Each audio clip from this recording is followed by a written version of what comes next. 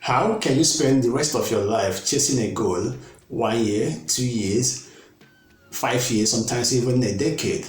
Then, at the end of the day, you've achieved the goal, but you look back and say you thought it would make you happy. It's not like you were not excited when you achieved the goal. You were excited, but it was short-lived. The happiness do not last. And it's not like you're a bad person, but that's just human nature. So what could be the cause? Because I see this all the time happening all over the world. For example, there's this one that happened to Jordan Welch, just a young guy who sold his company about $1 million. At the end of the day, he still came out to speak about how he felt empty even after receiving the whooping sum of money. So what could be the problem? Maybe your dream could be you want to buy a brand new car, or you want to build a certain house. Then at the end of the day, you built the house, but it didn't still make you happy. Although you are excited, but you still weren't happy. And then, is it bad to set goals? Since people will set goals and at the end of the day, they will still feel empty. So why do people still feel lost even after when they have achieved their goals? Everybody should have goals, and it's not a bad thing to have a goal. Every human being should have a goal. But the thing now is that different people have different ways of setting goals. And there are two types of people that set goals. We have the traditional goal setters and the untraditional goal setters. The traditional goal setters, these are the people whose goals are being planned, specifically stated on a paper, fulfilling the SMART criteria, which is specific, is measurable, is attainable, is realistic, and is with a time frame. Secondly, we have the untraditional goal setters. These are the people whose goals are not clearly, specifically stated on a paper, but it is clearly stated in their mind. And for the fact that their goals are not stated clearly on a paper, just like the traditional goal setters, it does not mean that their goals are not specific. It's not like their goals are not in accordance with the SMART criteria. But their goals are placed on their subconscious mind, and they have a certain time frame which to accomplish that goal. It was not written anywhere, but they know how to go about it, and they know that they are working towards it. So whether it is written down or not, a goal is still a goal, and they know exactly how to go about it, and they are working towards it tirelessly and going all in just to achieve that goal. There are still so many debates about if goal setting is prerequisite to success, but that is not the purpose of this video. However, but the important thing is for you to know what you want, where you want to go, and at least have some ideas on how to go about it. But to most people, the problem is not having a goal. The main issue is knowing what to do next after achieving the goal. Knowing what to do next, even when the goal you've achieved does not make you happy, does not make you feel fulfilled. In that midst of emptiness, what would you do? What would be your next line of action? Because it's very important in knowing what to do, in knowing what to do next, and to maintain that momentum that will keep you going in crushing other goals.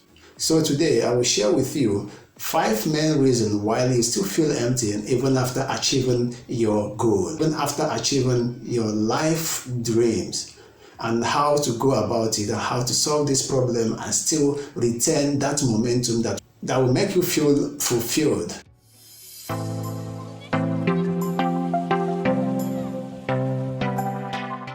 One, arrival syndrome and complacency.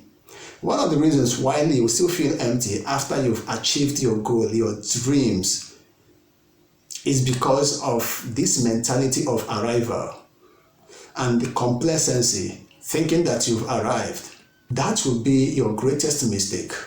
This is dangerous because it impedes progress and promotes arrogance and mediocrity.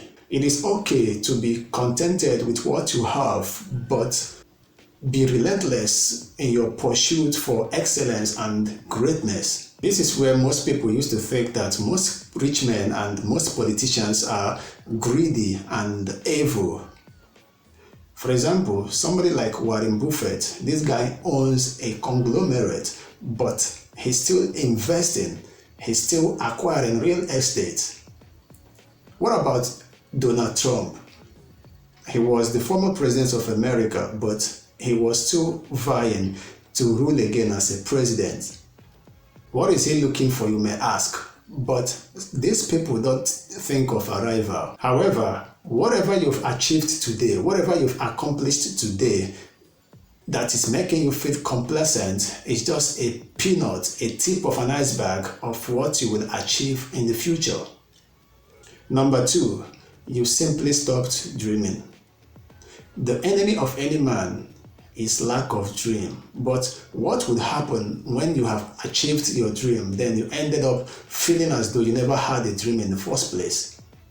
You feel empty and unsatisfied.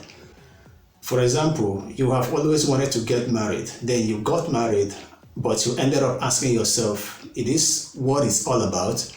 Don't stop dreaming. Let every single dream you have crushed, you've achieved, become a stepping stone for you to achieve a higher dream.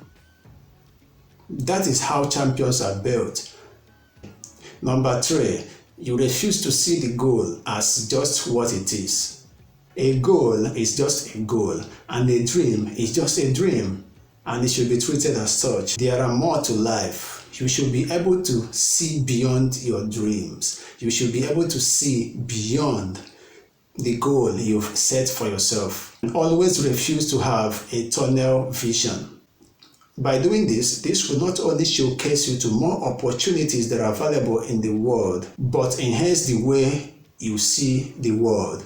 Number 4, one of the reasons why you still feel empty even after achieving your goal is because you stopped expanding your horizon. This means you shouldn't stop improving yourself, because anytime you stopped growing, you start dying. This is related to every aspect of your life. So how can you practice this even in real life?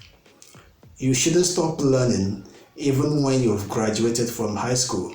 You shouldn't stop learning even when you've left the university. You shouldn't stop taking care of yourself and stop looking good even after you've married. Number 5, the economic imbalance of human nature. We know that human beings are insatiable. So you may feel empty even when you've accomplished your goal, because you are a human. Simply, you are a human. The trail for accomplishment is always certain, but short-lived, only for a moment. You will feel happy because you've achieved that particular goal, but it won't last forever.